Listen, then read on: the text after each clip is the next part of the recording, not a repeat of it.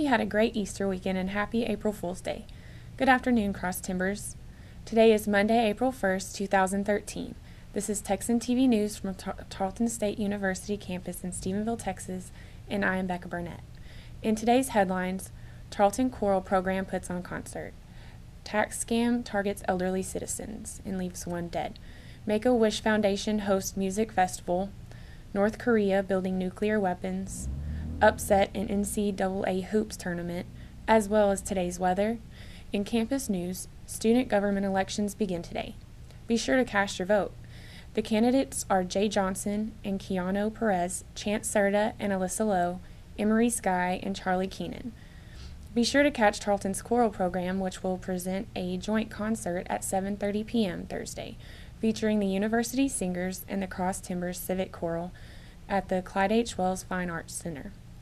Admission is $5 or free with a valid Tarleton ID.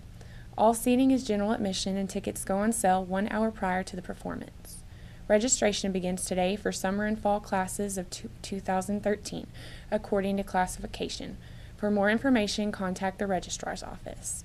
In regional news, according to the Stephenville Empire-Tribune, a sophisticated scam targeted at the elderly doesn't go unnoticed.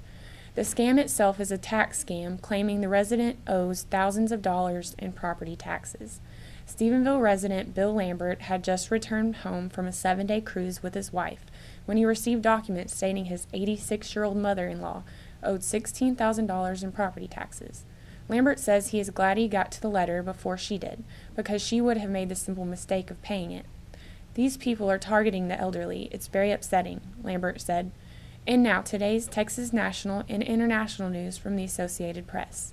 In Texas news, a deadly shooting in which no suspects have been arrested left a man dead in a downtown Austin shooting. Witnesses told officers that they saw a car carrying suspects in the early Sunday shooting speed away from the scene. The police answered a 911 call around 3:15 a.m. The victim was taken to a hospital where he later died. The individual's name has not been released. Police have only identified him as a black man in his 20s. In national news, according to the AP, a few Kaufman County employees were escorted into the courthouse on Monday, just 2 days after the district attorney and his wife were shot to death in their home, in an attack that stirred fear that other public employees could also be targeted. Little has been said by authorities about the investigation into the deaths of Kaufman County District Attorney Mike McClellan and his wife, whose bodies were found Saturday.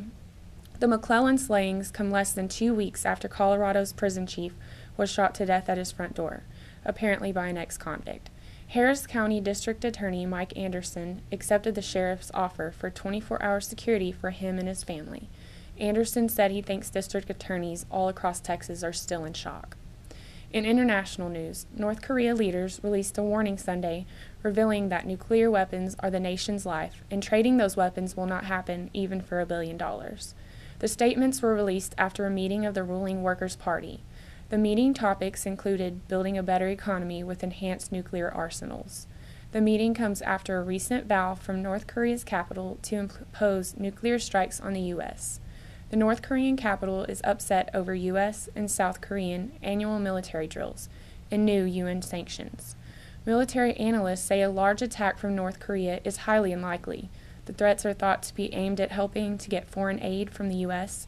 and to obtain less harsh policies toward the North Korean capital city. The threats also protect North Korea's military image as well as its leaders' credentials. In sports news, according to AP News, NCAA tournament action continued Sunday night with a shocking loss for a number 1 seed team. The number 1 ranked Baylor University women lost to Louisville in the final seconds of the game. The game came down to one last charge call on Baylor, resulting in a 1-point loss for the Lady Bears. This loss becomes one of the most historic in NCAA tournament history after Baylor's straight 32-game winning streak. Louisville tied an NCAA record with 16 three-pointers for the night. In Major League Baseball, the Texas Rangers fell to the Houston Astros 8-2 on Sunday night in the Major League opener. The game gave Bo Porter his first win as a manager. Astros pitcher Eric Bedard threw 3 1/3 scoreless innings. During the game, according to Tarleton.edu, last week, Texan tennis player Carla Martinez was named Lone Star Conference Women's Player of the Week on Saturday.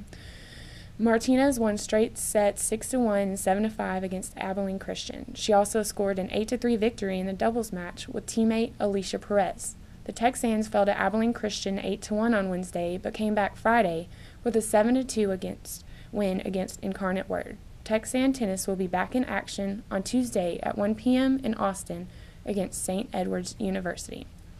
And according to weatherchannel.com, we should expect mostly sunny skies with a high of 82 and a low of 59 degrees.